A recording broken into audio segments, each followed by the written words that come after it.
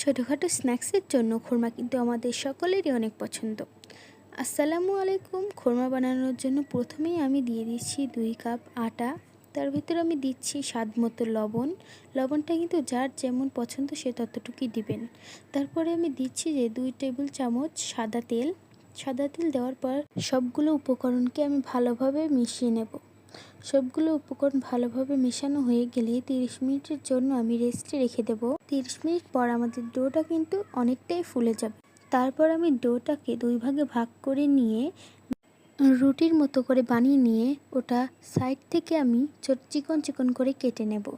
তারপরে আমি প্যানে তেল দিয়ে দিচ্ছি। তেলটা গরম হওয়ার পর আমি ওই খুরমাগুলোকে ছেড়ে দিচ্ছি। অবশ্যই কিন্তু এটা ব্রাউন করে ভেজে নিতে হবে।